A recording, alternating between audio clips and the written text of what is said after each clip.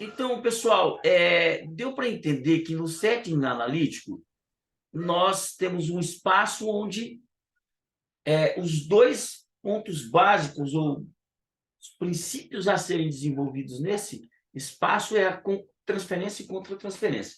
Por isso, reitero, nós estamos abordando bastante esse assunto, porque é aí que está o problema, né? Pode ser a solução, mas pode ser o problema também. Muito bem, vamos para o próximo slide.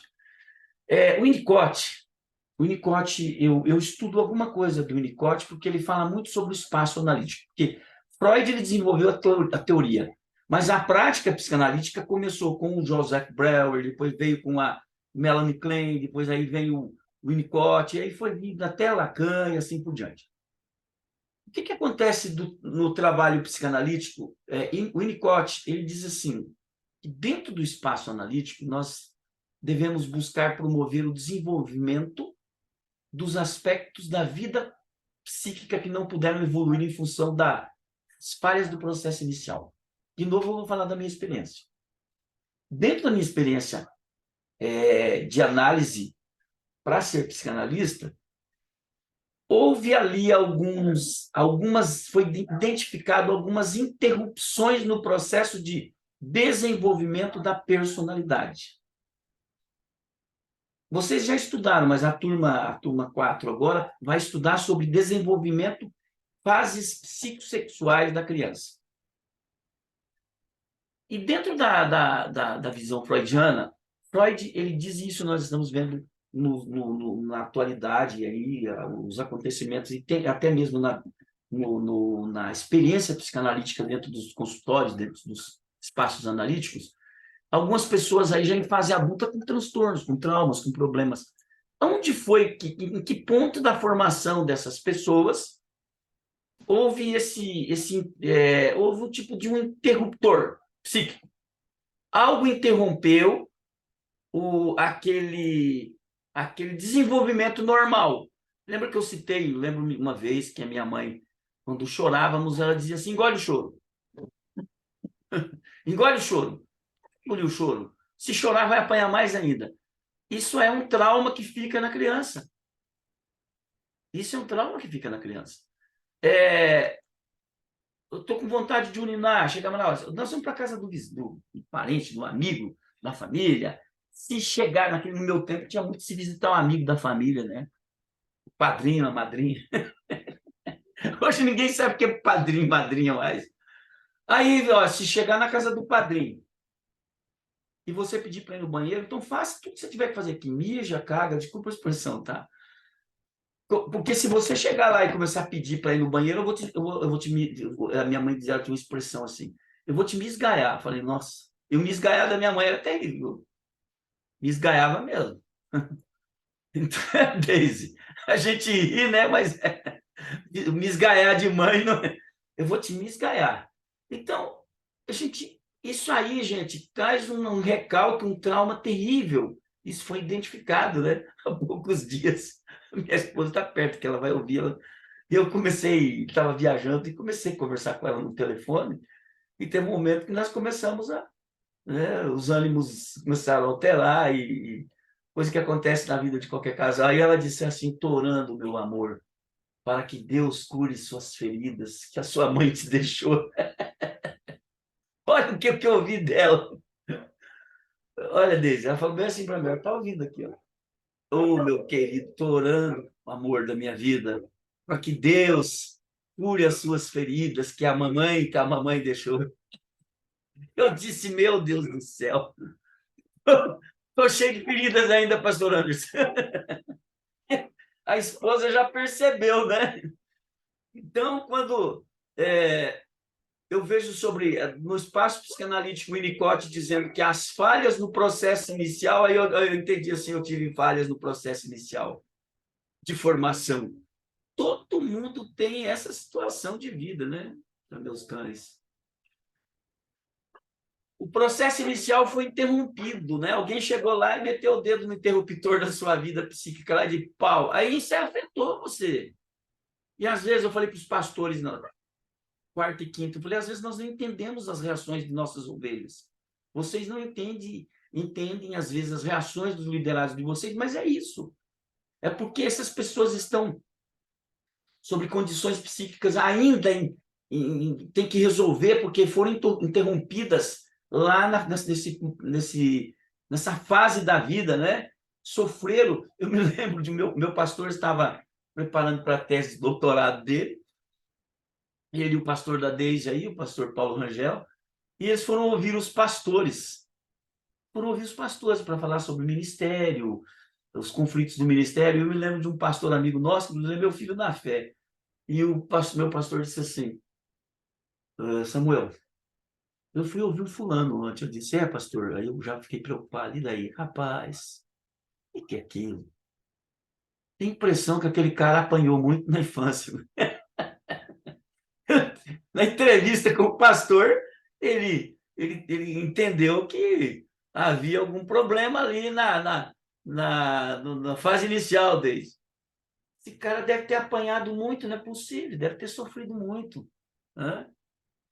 Então, esse processo inicial que foi interrompido, essas situações que ficaram no inconsciente subjetivo desse sujeito, é dentro do setting analítico que ele vai ser tratado. E vai ser, então, promovido um desenvolvimento do aspecto da vida psíquica. Vamos começar tudo de novo. Além de valorizar o meio ambiente na estruturação do self, né? E da adaptação no setting, no espaço, na sua visão, você auxilia os pacientes na busca e no encontro de suas necessidades. Quando eu falo, as pessoas acham ruim comigo, eu falo: gente, a psicanálise mexeu e bagunçou todo o meu inconsciente e falou: agora vamos botar a casa em ordem. Eu falei no encontro de pastores ali, sabe, quem é que não tem um quartinho cheio de bugiganga na casa?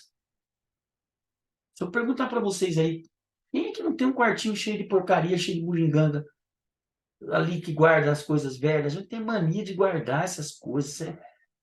Aí o inconsciente é esse quartinho lá do nosso interior. E a gente começa a guardar essas porcarias. Então, o que não presta? Vamos tirar. Precisa se organizar. Isso aqui tem valor? Tá, então coloca aqui. Mas, geralmente, essas coisas têm valor sentimental. Guarda-chuva que não tem pano, só tem... Cara, o pastor Jorge Linhares, ele escreve ele pregou uma vez, ele fez uma pregação sobre guardar bugigangas, guardar tranqueiras. Daí ele fez uma campanha na igreja dele, a campanha do amor, para você trazer algo da sua casa que você não usa para os pobres da igreja. Ele falou: trouxeram guarda-chuva sem pano. Já, o que esse guarda-chuva vai valer? Armário sem porta. O que esse armário sem porta vai valer? Nós empregamos valor sentimental em coisas que não têm mais sentido. Não tem mais valor. Isso aí não vinga, mano, porque não tem utilidade. E nós ficamos guardando essas coisas lá como objeto de grande valor sentimental. Aí vai lá aquelas porcarias assujando, criando barata, criando lagartixa. E aqui em casa o povo gosta de lagartixa barata. Quando uma barata ameaça que vai voar, sai todo mundo correndo 3 horas da manhã e gritando no quintal: é uma barata, olha a barata, olha a barata. Então, olha que interessante, né? Tem medo de barata, de lagartixa. Mas é porque quem que cria essas baratas, lagartixas aí? E nós somos assim também, né? Deise, pode ir. Então, essas tranqueiras a gente guarda lá no quartinho da vida, lá do inconsciente, porcarias. Então, nós temos, então, essa busca de encontrar as nossas necessidades, tirando essas coisas que não são necessárias mais e deixando nas nossas vidas, no nosso inconsciente, nossa mente, somente aquilo que nos traz conforto, aquilo que nos traz paz, né? Então, favorecendo o estabelecimento de um campo transferencial propiciador de mudança. Foi o que aconteceu comigo. Nossa, agora algo vai ter que mudar aqui na minha vida. E as pessoas veem isso, elas percebem: nossa, como mudou a sua vida nisso, naquilo. Eu estou ainda no processo, mas já melhorei bastante. Por quê? Eu creio que é um processo não só técnico, mas é um processo de Deus na vida da gente. É um processo de Deus. e vai nos levar à perfeição. Então, as mudanças são necessárias, né? Vou falar um pouquinho sobre neurose de transferência e aí eu vou deixar para a próxima aula os outros slides. A neurose de transferência, esse termo foi inventado por Freud, lá em 1914.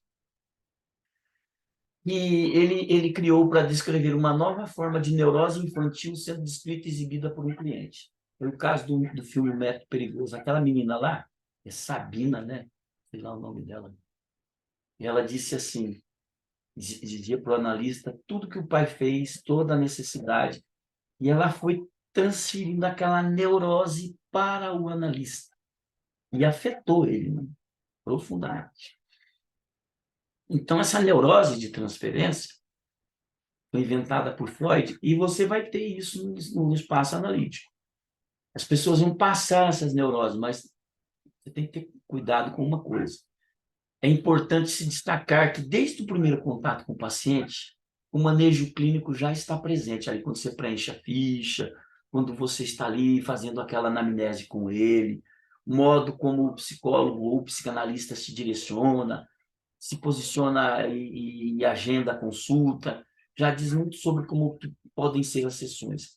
Então, perceba que o paciente se porta e reage também, e é importante para nortear o manejo que será trabalhado durante a sessão. Você tem que saber que rumo que está tomando aquela análise. E você percebeu que a neurose do paciente começa a afetar você vai ter que conduzir de uma melhor forma. Olha, vamos fazer menos sessões, vamos esperar mais aí um pouco, vamos aumentar essas sessões, vamos diminuir, esses encontros serão menos, serão mais. Você vai comandar a agenda. Não permita que o seu paciente diga, doutor, você pode me atender agora? Não, hoje eu não posso te atender. Não, mas então, não posso. Eu agora não posso mais na quinta, eu posso na sexta. Não, eu não posso, na sexta eu já tenho outro paciente. Não deixe que o seu paciente conduza você, e nem o dia que você tem que atender. Olha, você tem que obedecer, está contratado com a gente. 2 sessões na semana, uma por semana, uma por mês. Então, você que tem que comandar essa agenda aí. Não deixe ele conduzir a, a sessão. É como a dobradiça e a porta. A porta é você. A dobradiça é ele. A dobradiça está ligado ali, mas é ele que é comandado por você. Se deixar seu paciente comandar, pronto. Então, portanto, se por um lado lidamos com o inconsciente do paciente e suas fantasias, por outro lado, da nossa conduta e estilo pode afetar positivo ou negativo e desenrolar a sessão. Uma sessão de psicanálise ela pode ser benéfica, positiva, mas ela pode ser prejudicial e negativa. Então, você tem que tomar cuidado com isso. Gente, vem então a grande dúvida. Como saber qual é o melhor manejo? Como eu aprendo ou aplico essa técnica? Como que eu vou fazer isso? Interessante nós analisarmos aqui que o manejo clínico não é receita de bolo. Não é receita de bolo. Não adianta falar para vocês isso aqui é uma teoria básica da psicanálise, mas lembrem-se que vocês, no desenvolvimento da análise, no espaço analítico, cada paciente vai ser diferente e vocês, então, vão aprendendo outras técnicas e no desenrolar da coisa lá, vocês vão aprender como desenvolver esse manejo. Então, manejo clínico não é uma receita de bolo ou qualquer orientação definida, né? Em 5 passos que levam 5 passos para a salvação, 5 passos para prosperar, 5 passos para poder melhorar seu casamento. Tem muito disso, receitinha de bolo. 5 comportamentos que vai ajudar a criar os seus filhos. Então, é receita de bolo para tudo hoje, né? E vai levar você ao sucesso. Agora tem essa. Compromisso, 5 passos para que o ministério seja próspero. Né?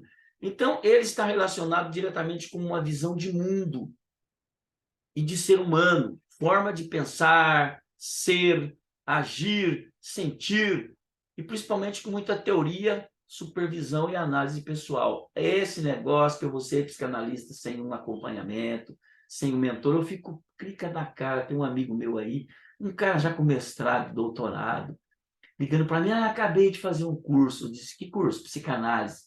Já fiz a prova, já respondi as perguntas e já vou receber minha carteirinha. Eu falei, eita, meu Deus do céu.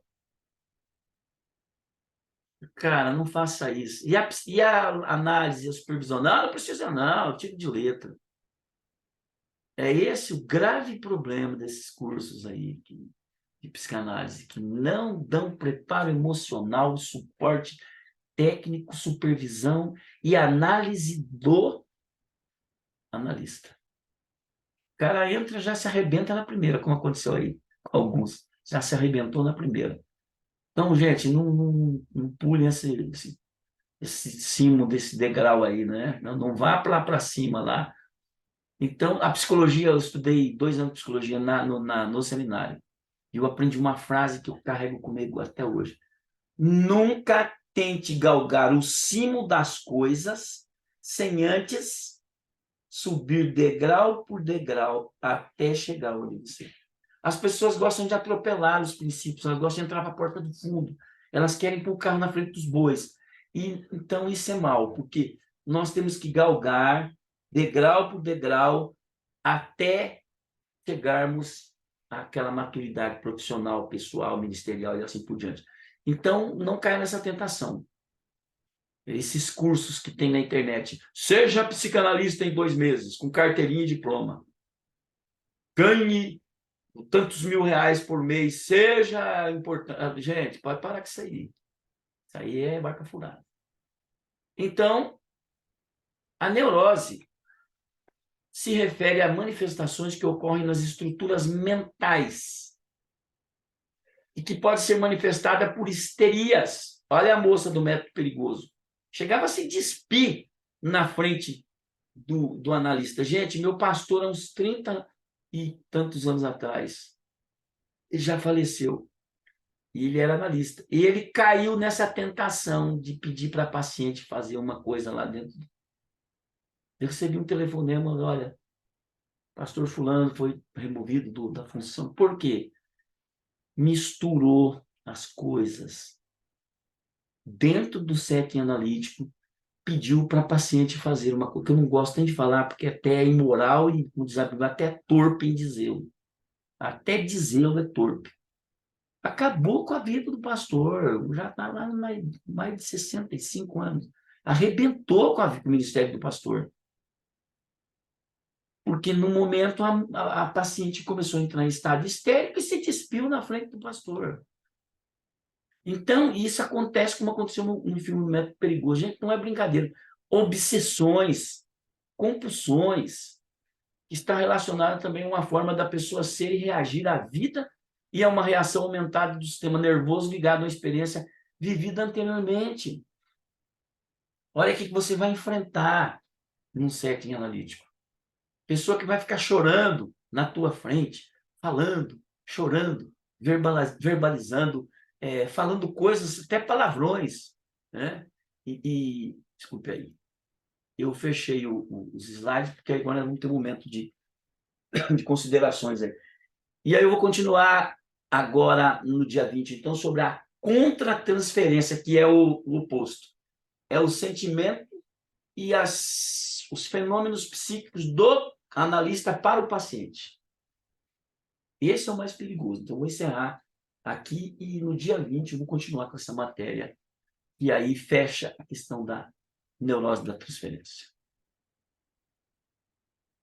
Muito bem. Vamos lá para as considerações e perguntas. Agora é o nosso quadro discussão psicanalítica. Vamos lá. Vamos fazer as perguntas. Se alguém quiser abrir a tela aí, fique à vontade, tá? Vamos lá.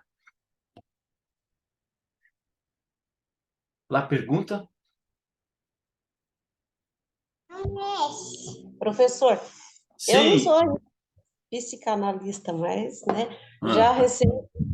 já recebo certas pessoas que vêm contar cada história para visitar, passear, só que acaba, né, despejando coisas. Uhum. Então, já, né, eu fico assim só analisando, fico ouvindo, Já está praticando.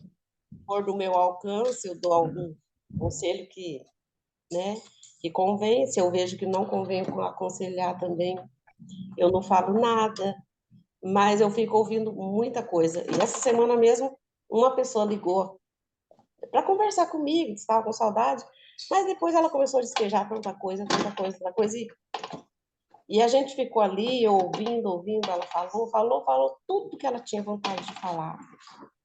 E depois ela perguntou para mim, o que você acha que eu devo fazer, né? Tentou você. Entrou esposo, entrou filhos, entrou genro, tudo na história. Aí eu falei, meu Deus, o que eu vou falar para ela agora, né?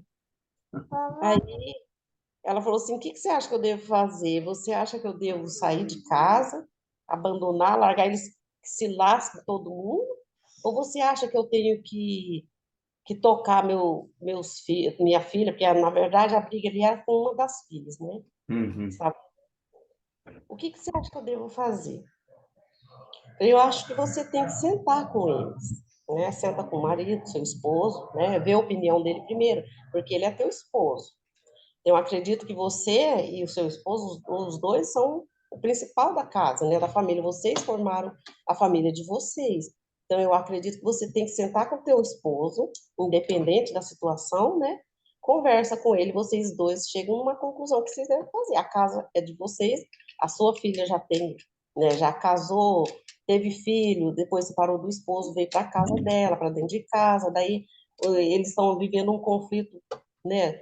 Entre famílias ali, então você conversa com seu esposo e depois você senta, é você, seu esposo e sua filha, e vocês entram num acordo, né? Porque do jeito que tá, assim, que vocês estão aí, não dá para ficar, né? Conflito familiar, vocês precisam também desenvolver perdão, né? Porque deu para perceber que ela tem muito ódio, muita mágoa, né, no coração de uma das filhas. A filha, principalmente a filha caçula. Então, é uma coisa assim que nem você falou, né? A gente tem que ter um equilíbrio, tem que saber falar, tanto na área espiritual, que a gente sabe que ali é coisa do conflito familiar, mas também entra também na área espiritual também a gente tem que saber como aconselhar, né? Como falar. Aí eu falei isso para ela, falei, você senta, conversa com seu esposo primeiro, vocês dois juntos, né? Uhum. Entram num acordo que vocês têm que fazer, depois você chama sua filha e conversa com ela, que ela, né, o que ela vai resolver, se ela vai voltar para o apartamento dela novamente, se ela vai separar de vez do marido, porque o pensamento da filha é não querer voltar mais com o esposo, né, Uhum. o ex separado. Aí, né, vocês entram num acordo e conversam. Eu não posso falar para você o que você tem que fazer, porque isso é problema seu, da tua filha e do seu esposo. Então, Uhum. vocês três têm que chegar num acordo. Uhum. E você não sair da sua casa, porque a casa não é sua, vocês não construíram a casa.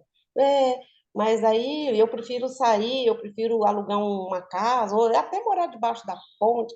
Ela estava tão desesperada que ela chegou a falar isso. Imagina, você vai morar debaixo da ponte? Você acha que isso vai resolver teu problema? Não vai. Não vai resolver. Então vocês têm que entrar num acordo, conversar vocês três. Você, seu esposo, depois você, seu esposo, sua filha, para ver o que vai resolver. E perdoe-se, gente, porque você é mãe, ela é sua filha. De repente você está sofrendo um problema, ela também está sofrendo outro problema também. Então conversem, né? Tenham um diálogo entre vocês, se perdoem, que eu acredito que essa será já a primeira parte de resolver o problema seu. Foi isso que eu falei para ela. Não sei se eu falei a coisa certa, né? Não, Mas com certeza, você aplicou o princípio da neutralidade, né? Já está fazendo seu estágio. Quem quiser fazer estágio aí, ó, a Deise já está fazendo o dela. Vai cair em 10 minutos, tá? E eu vou encerrar. Peraí. e Então, ela ficou 2 horas e meia falando comigo, pastor. Quando eu fui ver o horário que ela desligou, que eu fui olhar o horário, já tinha 2 horas e meia que ela estava ali só despejando, falando tudo. Chorou, desabafou, xingou, falou palavrão, sabe? Falei, acho que apli... eu fiz muito tarde já. não, Já vi. você aplicou o princípio da neutralidade. Outra coisa, é isso que eu acabei de falar aí. As pessoas gostam de transferir a responsabilidade de decisão para nós. Nós não vamos decidir nada, isso é um problema de vocês. Vocês têm que decidir essa situação. No curso, gente, no curso, eu fui obrigado a falar para alunos, casais do curso, alunos, marido e mulher aluno, que chegaram em crise conjugal, e eu fui obrigado, olha, esse é um assunto que vocês têm que resolver entre vocês dois. Chegou um momento que a aluna disse assim, está a favor dele. Não, não estou a favor dele. Ambos têm lados aí a ser tratados, mas não chame a responsabilidade para mim. Eu não tenho que decidir isso. Quem tem que decidir isso é vocês. Então, você agiu certo. Você agiu certíssimo. Né? E é por aí mesmo. Gente, vai cair. Falta 8 minutos. Vamos fazer o seguinte, eu vou encerrar, tá? E vou liberar vocês mais cedo. E no dia 20 nós vamos continuar agora com uma contra-transferência. Eu não posso deixar de dar essa matéria para vocês. Tá bom? Viu que esse é o cerne do curso, porque aí é onde a gente começa agora a desenvolver a prática, né, da psicanálise, que é a transferência, a contra-transferência. Depois vamos entrar na questão da cura em psicanálise, a interpretação dos sonhos, que ainda não chegamos lá, essa matéria é fantástica.